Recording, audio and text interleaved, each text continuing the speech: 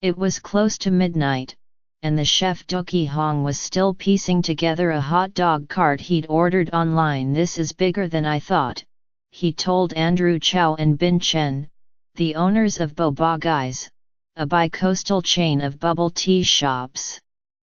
In the morning, the three were scheduled to present the last part of their proposal to revamp the Drowsy Cafe in the Asian Art Museum in San Francisco.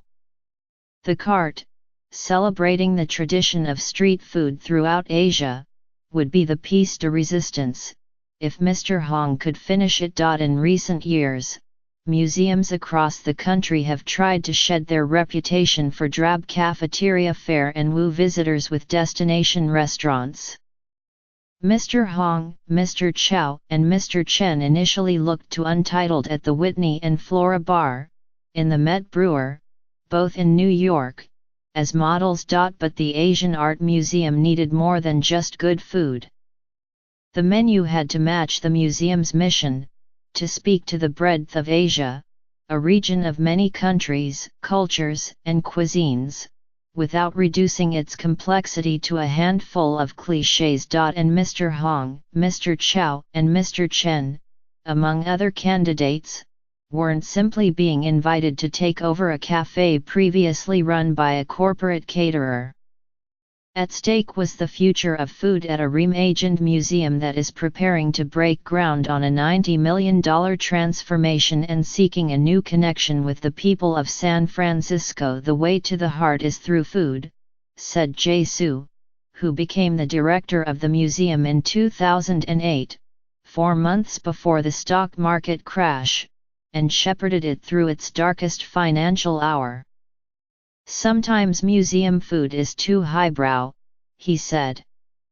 "Our vision is to make Asian art and culture, including cuisine, essential to everyone." Mr. Chow and Mr. Chen, both 35 and of Taiwanese descent, seem particularly well poised for such a challenge. In 2011, they started making bubble tea, a milk tea drink with submerged tapioca pearls using organic milk, house-made syrups, and tea leaves instead of powders.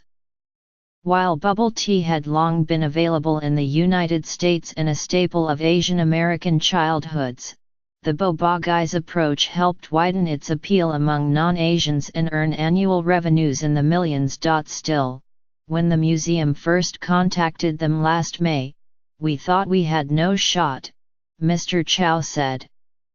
"They weren't chefs. Fortunately, they didn't have to look far for one in the back room of one of their shops in San Francisco. Mr. Hong had been quietly selling Korean fried chicken under the name Sunday Bird for the past year. Mr. Hong, 28, also has a record of revitalizing Asian classics. In 2014, he became the executive chef of an outpost of the barbecue chain Kong Ho Dong Baekjong in Manhattan's Koreatown, a neighborhood that he and his Korean-American friends considered culinarily moribund.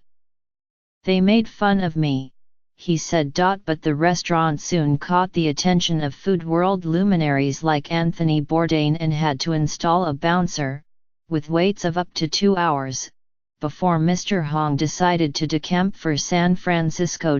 For the museum, he said, he didn't want to assemble the top 100 hits of Asian food. His cooking is rooted in a dual heritage. The son of South Korean immigrants, he split his childhood among Texas, Alabama, and New Jersey. He envisioned a menu that was nostalgic. "The best feedback to hear is, 'I grew up eating this,'" he said, but not hidebound by tradition, and his partners agreed. "I think there's a third culture," Mr. Chen said, "that arises when children are raised in a culture different from their parents. We see it as more of a remix, rather than, 'Hey, this is authentic.' It gives you a license to create." By August, the three men had made it through the first round of pitches to the museum.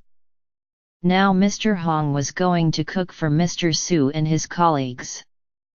The plan was to plate the food until the last course, when they would wheel in the cart. It couldn't be just for show, they had to be able to lift the cart's lids and reveal mantu, steamed buns, for dipping into condensed milk, matcha, and caramel. It wasn't an act of theatre, it was a prototype. A key part of their proposal was introducing such carts into a setting where they might seem incongruous. Even as museums have reached out to a broader audience, the image persists of them as hushed, immaculate spaces where the paramount rule is do not touch. Mr. Hong, Mr. Chow, and Mr. Chen were determined to change that. On the morning of the tasting, the museum's representatives arrived and the procession of plates began, followed by the cart, somehow conjured together. The next day, the call came, the job was theirs, they were the only ones with a street cart, Mr. Su said with a laugh. The first Chinese-American director of a major art museum in the United States, he grew up in Shanghai with a love for stinky tofu. Mr. Hong's dishes awoke memories, and at the same time felt new. They fit who we are as a museum, said Akiko Yamazaki, the museum board's chairwoman, who with her husband, Jerry Yang, a founder of Yahoo, has pledged $25 million toward the museum's expansion. She, too, is a third culture kid, the daughter of Japanese parents. She was raised in Costa Rica, where her mother had to improvise Japanese dishes out of available ingredients. She likes how Mr. Hong and his partners bridge different cultures in high and low, turning elegant dishes into egalitarian snacks. The museum cafe is set to reopen in mid-March as Sunday at the museum, although it will be open every day but Monday. The name is a nod to Mr. Hong's Sunday bird and the importance of taking a day off to relax, which Mr. Hong neglected in his days in high-powered kitchens. Prices will be gentle. Higher-end tastings and tea flights will be available in a private donor's room, and Mr. Chow and Mr. Chen have been lobbying to build a secret tea room, modeled after one at Bobagai's headquarters that can be entered only by pushing on a bookshelf. It's a little kitschy, but we love it, Mr. Chow said. And street carts will appear sometime after the opening, possibly parked on the museum's front steps or in the courts on the ground floor. When the rooftop terrace above the new pavilion is completed next year, more carts will appear, alongside a tea bar and public art that might include works by Yoshitomo Nara and Ai Weiwei. Mr. Hong is brimming with ideas for the menu, including Thai Khao Man Gai, literally translated as chicken fat rice, Chinese Chong Fun, rice noodle rolls, and Burmese Lap Het Thok, tea leaf salad. He's been consulting fellow chefs for recipes. Asked which dish might be the most challenging, he said, "Every dish feels like that. Even Korean food I feel like I know, but I don't really know." His standards are high.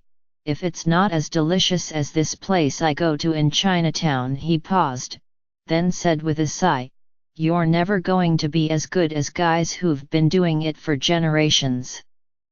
Asian Art Museum, 200 Larkin Street, San Francisco, 415-581-3632, asianart.org. Follow NYT Food on Facebook, Instagram, Twitter and Pinterest.